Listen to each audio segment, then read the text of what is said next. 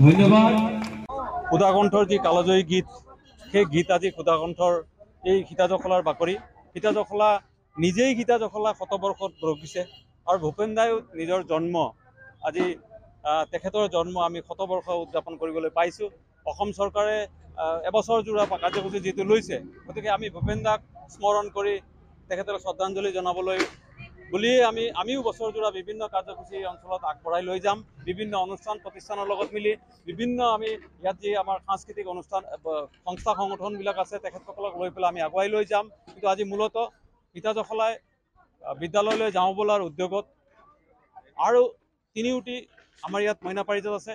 সেই মইনা পাৰিজাত সীতাজখলা মইনা পাৰিজাতে হওক বা বনগাঁও মইনা পাৰিজাত আৰু উদমাৰী মইনা পাৰিজাত, এই তিনিওটি মইনা পাৰিজাত মইনাসকলেই এই অনুষ্ঠান পৰিৱেশন কৰিছে। সীতাজখলাই আমি অকল পিছফালৰ পৰা আহ্বান ৰাখিছোঁ।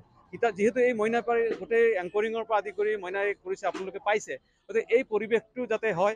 আৰু আমি আশা ৰাখোঁ ভূপেনদাৰ প্ৰতিটি গীত, প্ৰতিটি গান, প্ৰতিটি কলি, প্ৰতিটি শব্দ যাতে অসমৰ আৰু অসমীয়াৰ কাৰণে, অসম আৰু অসমৰ কৃষকৰ কাৰণে এই অন্তৰে অন্তৰে যাতে বহি যায় আৰু অসমৰ কাৰণে সেৱা কৰিবলৈ আগবঢ়া যিসকল আছে তেখেতসকলৰো যাতে কৃষকৰ কাৰণে ভূপেন দাই কোৱা গানবিলাকৰ আলমতে যাতে এই কামবিলাকো আগবাঢ়ি যায় আমি আশা ৰাখিছোঁ। আৰু শতবৰ্ষ আমি চৰকাৰৰ লগত একেলগে শতবৰ্ষৰ যাত্ৰী হিচাপে এই উদযাপনত বছৰজোৰা আমি বিভিন্ন অঞ্চলত আমি উদ্যোগ ল'ম। সাহিত্য সভা থাকিব, বিভিন্ন অনুষ্ঠান প্ৰতিষ্ঠান থাকিব, আমি আগুৱাই যাম। গতিকে জ্যেষ্ঠসকলে আজি ইয়াত সহযোগ কৰিছে।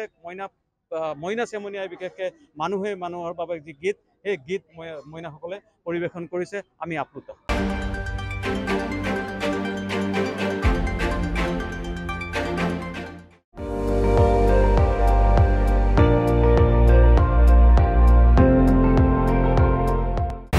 আপুনি চাই আছে ND24, সৰ্বশ্ৰেষ্ঠ নহয় সৰ্বোত্তমৰ দৌৰ।